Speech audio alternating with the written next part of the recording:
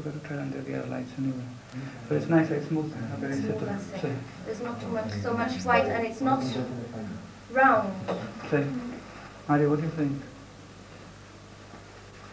That's better.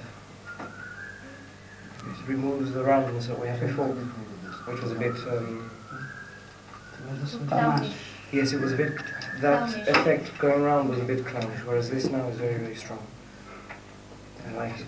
And she has to be slightly different from the others. Yeah, I would think so. Yeah, I would think that she has to be different. Huh? Just for cutaways, no? Yes. You get too much light on the lighting.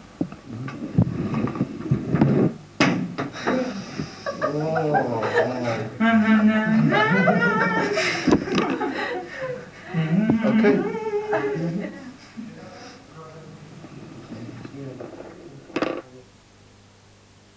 The makeup is now beginning to make sense to me. The lines that you've put in and the difference in colour brings out what I wanted, which is the dance of the rivals afterwards, which is based on the bull dance idea. We have got the contrast of the more youthful figure, or the more, how would I put it, the more adolescent, because he does stand for adolescence. Yeah. And the other one is the sacrifice, finally. He's the chosen one.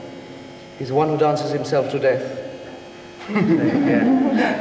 And he has that very, very strong thing coming out, whereas the other one has still got that softness. Does that make sense? Yeah. And I think it's worked tonight. I think we've had few catastrophes. We had one catastrophe one night, but since then we've learned to not have one. I don't know, harsh light sometimes can be as interesting as something that's subtle. It may bring out things which could have been lost in, which could have been lost in what is also more effective lighting. I think more clever lighting. Towards the end we'll have to, for the sake of everything, we'll have to give a more virile kind of lighting. Well, it all depends on whether we want this distinction between dawn and... I think yes, it does suit. Instead of coming down to here, from there, we carried on. Just painting sort of the middle so we of do one the eye. We'll do one eye like that, and we'll keep this one like this. All right. Okay, and then we'll see the difference. We'll see the difference. We'll do the same bit with the hands. We'll do the same. We'll do the same bit with the hands. Try one eye again. Remove one, we'll see one, remove the other, we'll see it.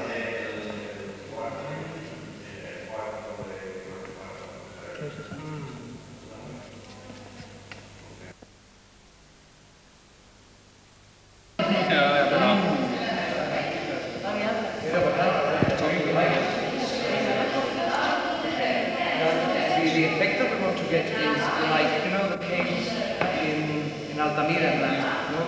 So we want to make it sort of like primitive cave drawings, is the whole idea. And it looks like that, doesn't it? Me gusta bastante.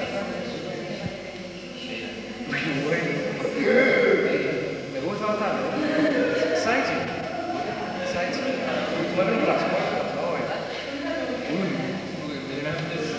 Is this the kind of performance, do you think, that could be performed in a larger area? We've got plenty of area for the dance itself. For the number of cast we have, it's fine. But I would have liked to have done this dance a little more distanced. I would say that at least the whole length of the studio again, so that you can be closely involved and at the same time be distanced. I think that some of the choreography could get a bit heavy and too close to the audience. I would have liked to have seen it a little further away. The decor, I gather, is complete now, is it?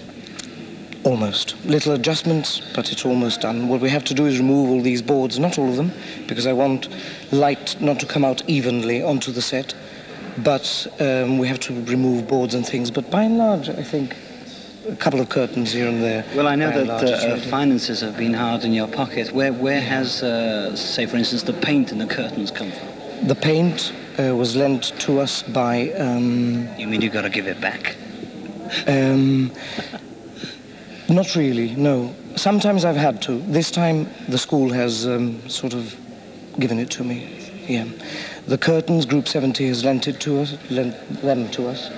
They belonged to the church originally, and they are what they used to use in Corpus Christi, and we've given it some paint to brighten it up.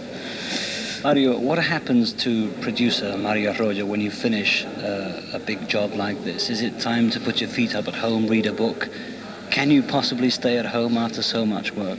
I try very, very quickly to get myself very involved in something new. I do a lot of reading, I must admit. I miss people enormously, and I have a tendency to want to go out more than is normal. I want to be out, and I want to be among people. It has to wear off. But I immediately start creating new plans, even if they don't work, even if it turns into nothing in the end, but I begin to plan something new, and it takes my mind off. It wears off with time. Well, before you start to unwind, of course, you've got about another 2 weeks before the actual performance. How do you see these 2 weeks developing? These 2 weeks are going to be heavy, but much lighter than they think, because we will only have to run through things once. We've been now accustomed to running things 3, 4 times over. So when they actually run through the thing once, they're going to think, is this it? You know, because they've been accustomed to much heavier sort of work. Right, Mario, sorry to remind you, but it's back to work. Right.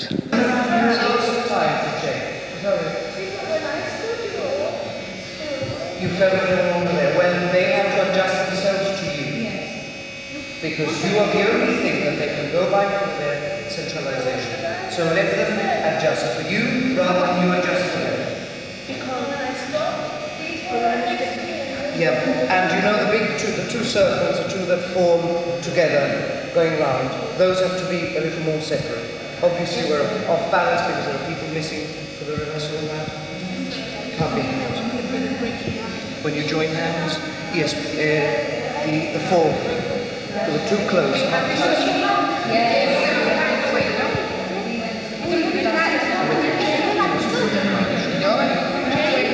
So long as you don't throw not so long, because otherwise you'll take people with you. Although the cast is made up of 13 boys and 12 girls, the choreography has been worked out separately. Let's now see the boys in action at the start of their sequence.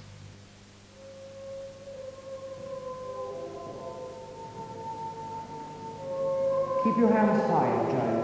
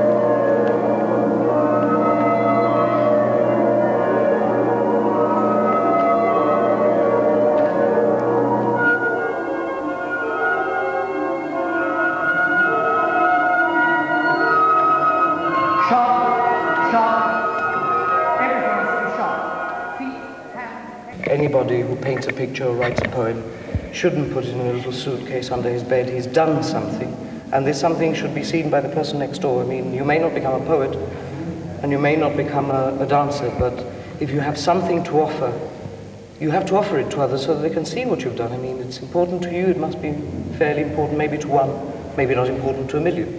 But you would be content with sort of a sense of achievement, that you, self-satisfaction? The satisfaction that I've got out of this, above everything, is that not just from my dancers, but the support I've had from Gino, who is painting the sets for me and giving me such useful advice, John, who is doing such wonderful makeup, the person, Lionel, who's going to do the front door management, Elizabeth and Brian, who are using so much of their time to sell the tickets, put posters up, etc., etc. Everybody is giving me, I think 150%. And that, to me, is success. You've done this sort of thing before, Alexis? Well, not dance. We've danced sort of speech, no? Yes. And we did, the last thing I did was with Mr. Perez was The Wood, but we just came out as soldiers. What did you, Giles, find the most difficult part in rehearsals today? Well, I don't know. I didn't really find any difficult part because we've been rehearsing, you know, every Thursday and Tuesdays even, and I know them all by heart now. Do you find, Albert, that the girls have got in the way a bit? Yes, it could be, yes. I was surprised to see these girls. I'd never seen the choreography before, and it was, our dance is much more exhausting, but I think that theirs is a bit more, it's got much more tenderness in it. Right. So you were impressed with the young ladies, were you? Quite impressed, yes. Adrian, you're one of the old boys, aren't you? Oh, no. How are you feeling? Feeling? Yes. Slightly tired, very exhausted after all that. Well, after your little bout in Lewisham, has this come as a big surprise to you, to be involved in a work such as this? Well, we knew we were going to be involved in it. We knew how tough it would really be. We expected it to be so anyway, so we were tuned into it anyway. Louis, are you going to tell us something about Mario Arroyo's crazy ideas? Did you think he was crazy when he decided to put this show on? No, it was quite reasonable to do something big. And I think... I never realized you were a dancer as well. How did you get yourself involved in drama? Well, really, I never opted for drama. I chose history instead. But I found history very hard, and I tried drama. And then I found out about coming to the youth theatre at 7 every Thursday. And so I just started coming in for rehearsals and all that. And you've liked what you got yourself involved in? See, I really like it very much because it's not like other plays that I've seen, that it's mostly free. Here it's sort of a much more group. How do you see the next 2 weeks working out? Very tough, incredibly tough. I mean, up to now we've had intense training.